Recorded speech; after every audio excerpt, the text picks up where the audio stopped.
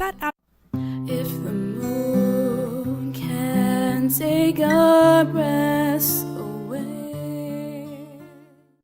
To create art with all the passion in one's soul is to live art with all the beauty in one's heart. I'm Maria Thompson Corley. If that Aberjani quote resonated with you, stay tuned. I'd love to introduce you to creative people who are trying to make our world a better place. Welcome to Finding Beauty.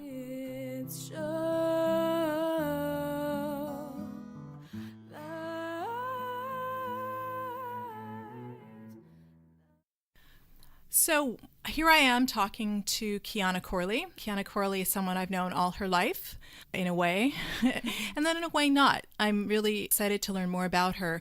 She is a singer and a songwriter. Starting out her career, she's currently still in school. Kiana, where do you go to school? Millersville University. Okay, and you are majoring in? Music business. Okay, so who or what introduced you to the idea of being a musician and a songwriter? Okay, so I obviously grew up in a musical family. It was kind of hard to escape it, like even not even in my immediate family, just all around my entire family, like my aunts and uncles and stuff like that. I didn't realize this until my dad actually said it a few years ago. My dad had this game called Rock Band. They're currently in legal troubles because they tried to, I can get into that, a different thing. But we used to play it a lot. And I always played a fake guitar and fake drums and stuff. And I had so much fun. And I was like, what if I played a real guitar, And I don't know, because my dad said the instant that I wanted to start learning guitar was when I was playing Rock Band, which is the weirdest thing, because I don't know if anybody else can say that, that Rock Band inspired them to be a musician.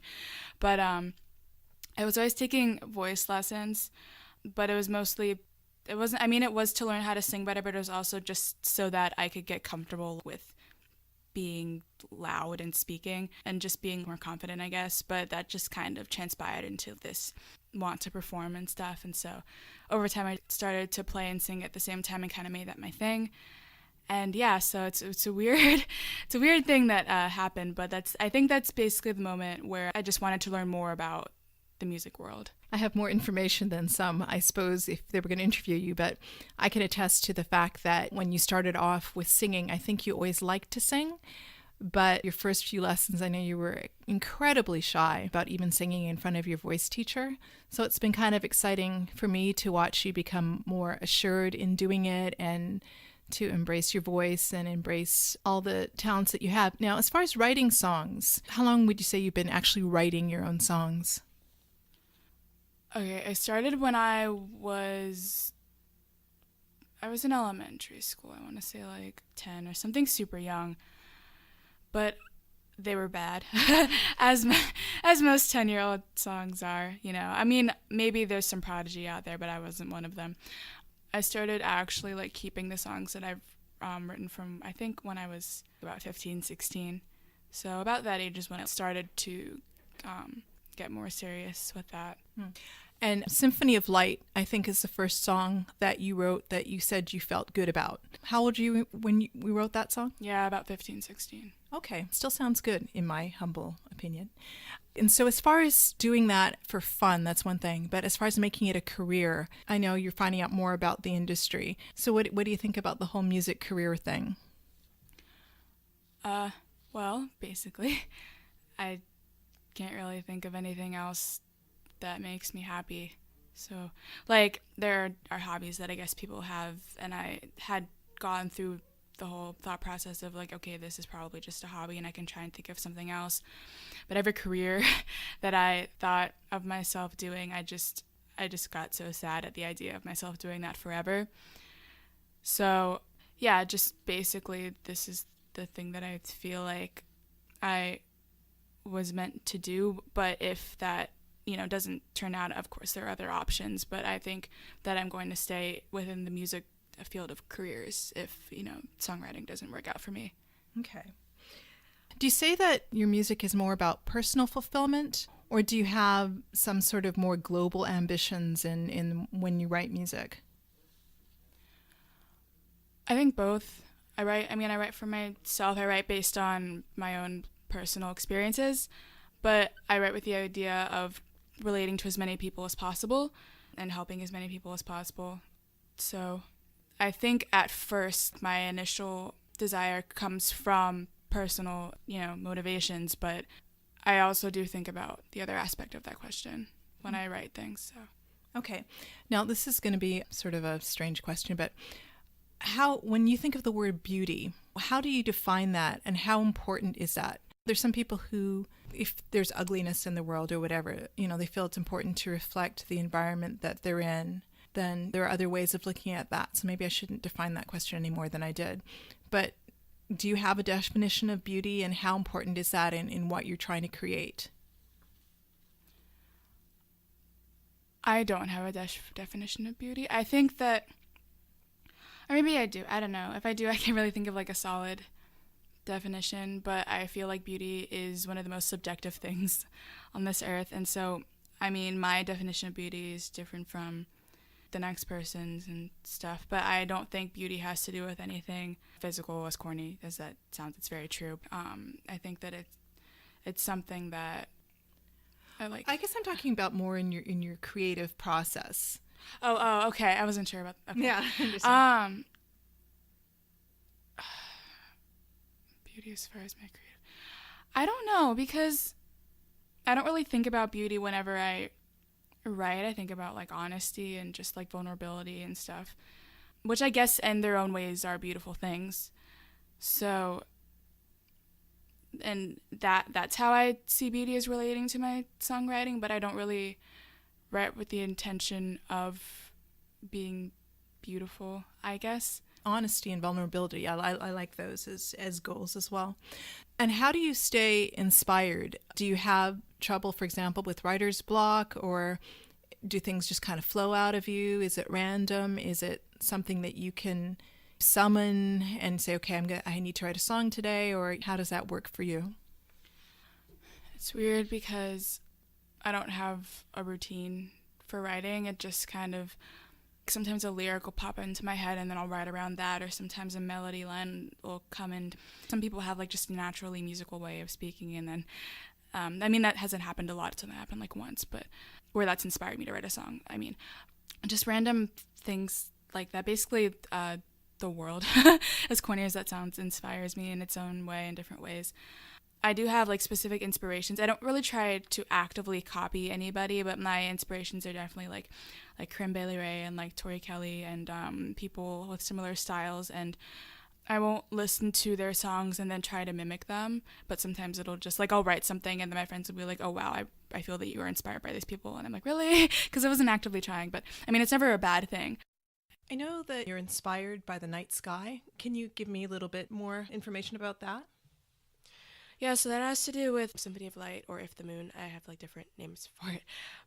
I don't know, like I've always wanted to go out and just look at the night sky, like ever since I was literally about 2. I don't really remember that, but I do. Yeah, my mom does. Scientists nowadays have discovered more about the universe than we knew a few years ago, but still I don't think they've discovered even like 10% of it. Like there's just so much out there. You look up into this vast nothingness and you have no idea what's out there. And I just think that's so just like fascinating, because it just reminds you of how small you are and how insignificant your problems are. And like, just, I don't know, it's crazy. Like, it's just a nice little reminder.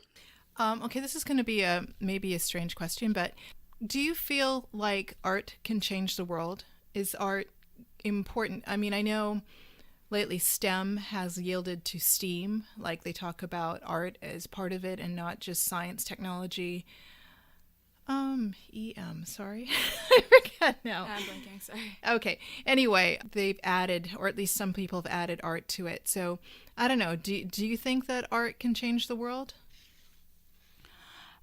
Yeah, actually.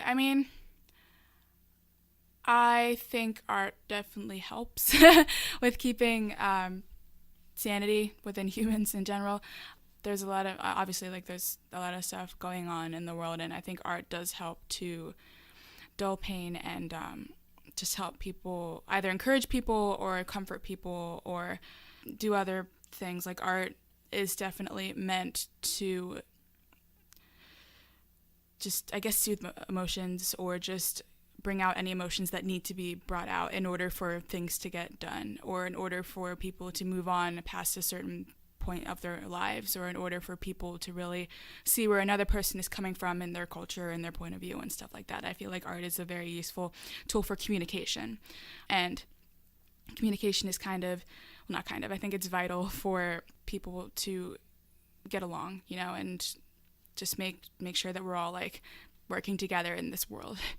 And so in that way, I think that art is very crucial for us all to just continue to function together. But actually, I think because of that, it can either make sure that we don't completely go spiraling downhill, or it can change the world in its own way. I think it does have the capacity to.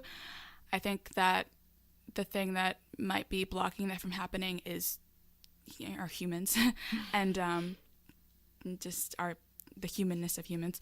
But I do think that it has the capacity to. I don't think that it'll, just rapidly change in 5 minutes. Like, I don't think it's that powerful. But I do think that it is. Actually, I don't know. Mm-hmm. I think that it's a very powerful tool. I think that it's more powerful than a lot of people realize.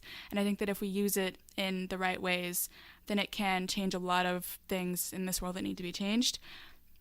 So, yes. Yes. To answer your question, I was just kind of thinking out loud there for a second. I'm sorry. Well, no, that's reasonable. Yeah, because I've never thought about that before. Mm-hmm. But I do, I think it has the capacity to, definitely. Okay. So, do you want to talk about some of your specific songs? There are songs that you want to talk about. For example, I know you have something out on iTunes right now. So it's called Show Your Love, and it's out on iTunes. It talks about that awkward phase between, I guess, getting to know a stranger and then, like, establishing, like, a romantic thing with them, or, like, even a friendship. It's not really, like, specified. But for whatever reason, that person may be hesitant to move anything along, and so the song is just kind of expressing. I mean, I say it's a song about, like, expressing frustration, but it's a happy song. Yeah, just basically is a song of encouragement to the other person, just saying, like, hey, we can move this along if you want to, basically. Yeah, and I've had that one written for a little while too, so I'm glad that I actually, like, got to record it and put it out there. Yeah. Okay, so we're going to listen to a little bit of Show Your Love right now.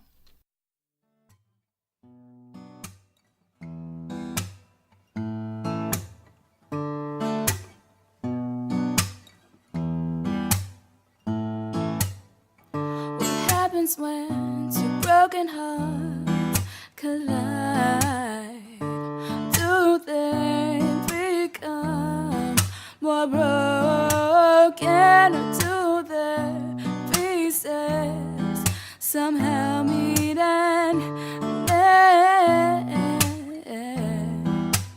Well, tell me, my friend, I need to know. For no reason, really, just need to learn how to show my love to you.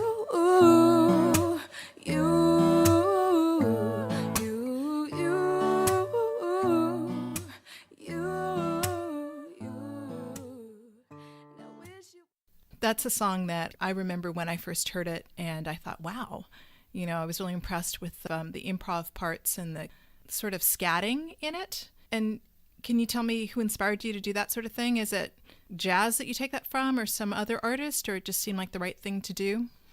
I don't know. I think that came from my lack of ability to write bridges. I'm still getting used to that. Honestly, I think that's what it is. Because I was like, I don't know what to put in here. I'm just gonna riff and scat and do things, and hopefully it'll work. And I just kind of kept it. I mean, I am inspired by jazz artists. But I didn't put that in with the intention of showing off, like, any kind of versatility or whatever. I just was, honestly, it was like, I don't know what to put in here. Let me scat. Whoa, whoa, no,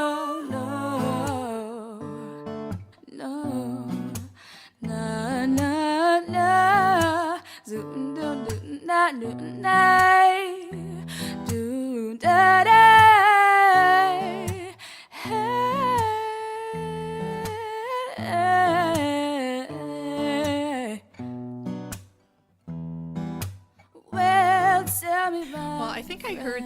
was it Ella Fitzgerald? I should check these things before I say them, but it was something about forgetting the words and just riffing on something, or scatting was the result of forgetting the words in something. So who knows? I mean, I guess there are all kinds of reasons. I guess there's no bad reason to scat. You know, scatting is so cool. I guess what I should have done was asked you to have your guitar ready. So obviously this is not the best situation, and I see you shaking your head. If people want to hear more of your music, what's a good way for them to do that? I have one original posted on my YouTube channel, and it's called Butterflies, and so if you want to check that out, that would be cool. But for the most part, I'm working on getting those out like in digital format right now, and so if you live near me, then you know that you live near me. I'm not really gonna disclose that, but I do gig around the area, and I play like basically everything that I've written every time that I play around, so that's probably the best way to hear other stuff right now. Fingertips are too much for your warm blood. You don't have to hold my hand. I don't have to understand. Don't feel the need to lie to yourself today, because you knew it was gonna end up this way. But if you wanna comfort me with your lies, you can look me in the eyes and tell me you feel butterflies. You are doing a lot more live performing, and how are you finding that? I mean, I know for me, when I was much younger, I didn't have any nerves about performing in front of people. It was something that I really relished. And then as I got older, I had more of a feeling of nervousness, but then I developed sort of a love-hate relationship with it, in that I loved the music and I wanted to share it with people, in that, you know, it just felt like something that was so wonderful that I wanted to share it. And then, of course, as I became professional, you know, there's the aspect of getting paid to share it, which motivates you even more. But there's still the communication that you talked about, music being a form of communication. But as you go out and gig more and more, I mean, what's your relationship with live performance like? I've never had that thing that you just described where I was never nervous. That's never been a thing for me. I'm still very nervous, and it's more so whenever it's in front of like my musician peers or like my teachers or somebody that I knows about properly sing, like the proper way to sing or play guitar or just anything like that. So that's usually where my nerves are magnified, which is, I think, understandable. I think that's the case with a lot of, especially like student musicians. So I just basically try, this is weird. I wouldn't really describe myself as like a super confident person. So whenever I go out on stage, I try and think the most conceited thoughts possible, so that it's like Sasha Fierce kind of thing. You have an alter ego, or not quite that far? No, not quite that far. It's an inner thing. It doesn't get out of my head. I just try and trick my brain to think that I just think really conceited thoughts, so that I can like kind of balance out what I naturally think. You know, like if you perform and your mind, you know, you start thinking the wrong thoughts, and sometimes you just kind of like spiral while you're performing, and then you're like, oh no. And so that's just kind of like what I try to avoid, because the more I try to avoid, like the more that I avoid that, the more likely I'm to be like successful with performing and like what I intended to show. I guess for me, I try to be so involved with the music that I'm trying to be a channel for the music and trying to avoid like being aware of myself doing the music. But on the piano, I can have my eyes closed a lot and can draw inward, and it's not that I want to shut out the audience, but I'm not one of those people who feeds off the audience. It's more like I feed off the music itself. Can you give me an example of what you consider a conceited thought? Because it's probably just a confident thought. I mean, conceited is sort of a judgmental term. I don't want to. Okay, all right. Well, I mean, I don't know. Basically, I do like...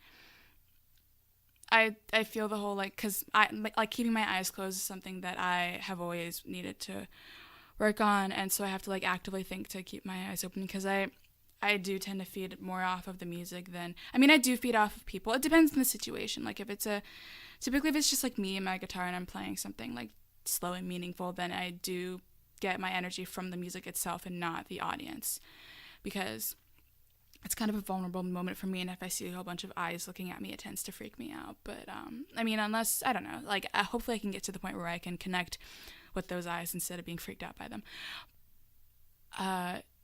If I'm like, just if I have a microphone and there's like a band behind me, then it's easier to feed off of the audience, because everybody else in the band is ideally, very high energy and stuff like that. And so in those situations it's easier. But I feel you with the whole feeding off of yourself thing.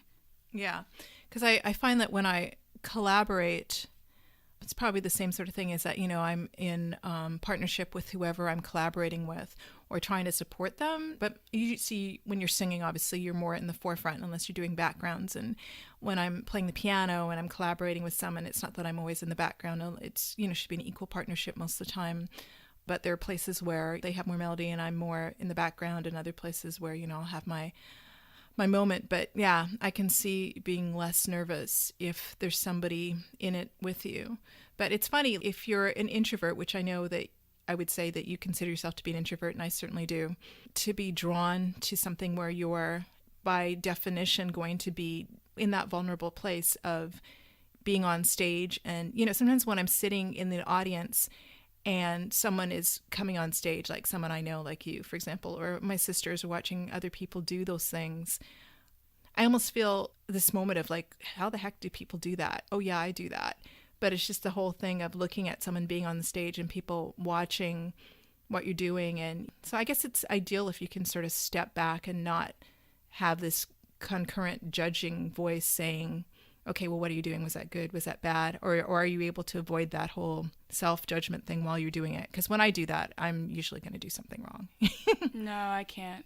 Once it happens, that's what I mean by like thinking the wrong thoughts, like the self-judgmental things. Yeah. Because then I focus too much on technique or anything like that, and then I forget the meaning behind the music that I'm playing, and it's just, and then I usually mess up because I'm thinking so much about that.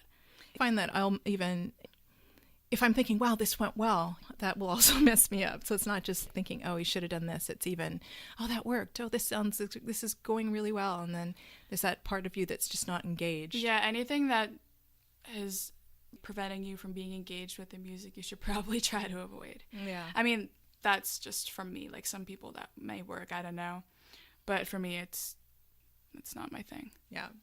So getting away from the actual making music yourself, how do you find that you use music or art or both in your life? For example, do you have a go-to thing that you listen to if you're feeling depressed, or do you have a go-to thing that you listen to if you, I don't know, you need to unwind, or you're trying to pump yourself up for something? Do you have particular artists you listen to, or anything special, or it just depends? Yes. And I'm trying to figure out how to expand upon that, because it varies literally every day. I mean, there are certain artists, dang, there's so many songs. I mean, Corinne Bailey Rae is like my all-time biggest inspiration, just because her style is the most similar to what I kind of want to emulate, I guess.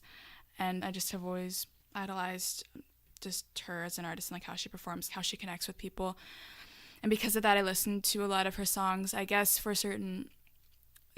a lot of different moods that I have. But I listen to literally everybody. Yeah. That's the thing. It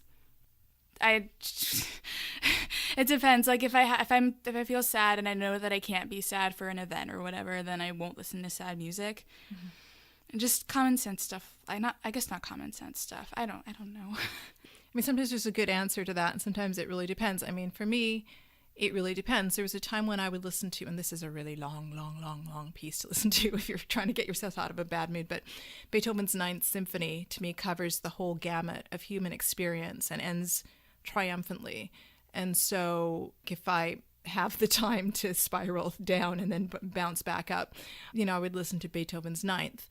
And Beethoven's story also inspires me. Triumph over being deaf and all these other things that he managed to come out on the other end and still be positive, or at least accept a situation and create great music anyway. I'm totally there with you. Perhaps that's why you're so eclectic, is that I tried to get you guys to listen to all kinds of different music. I guess it's, to me, music is such a language, and being able to speak different languages I think is a cool thing. So why not eclectic taste in music? Well, is there anything that I missed that you think that you'd like to talk about? Anything at all? I think you're good. All right. I'm very grateful to you for being my very first guest in Finding Beauty. I wish you much success and keep doing what you're doing. I think it's wonderful, and I'm inspired by the things that you've done and the way that you're coming along. So that's a motherly thing to say. So This is a very mother-daughter podcast. I'm sorry for those. That this is going to be professional relationship, but whatever. It is what it is. Okay. Anyway, well, thanks a lot for listening, and thanks a lot for being here, and goodbye.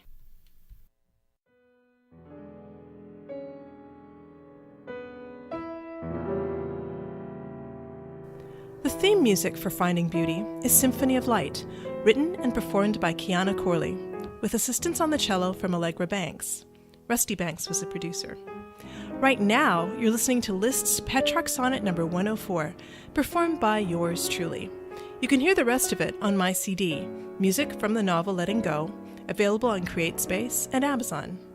If you're interested, you can check me out at www.mariacorley.com or www.mariasworld.us, or find me on YouTube, Twitter at Maria Corley, Instagram as MTC Multitasker, and just to confuse you, on Facebook as Maria Thompson Writer. I blog on Tumblr as Woman Spread Thinly, and I also write for Broad Street Review and Huffington Post. My recordings are available through Albany or Amazon, and my novel, Letting Go, is available on Smashwords, CreateSpace, Barnes & Noble, and Amazon. Or drop me a line on my site, and I'll send you a signed copy. I want to leave you with another quote. The main thing is to be moved, to love, to hope, to tremble, to live. Auguste Rodin. Have a beautiful day.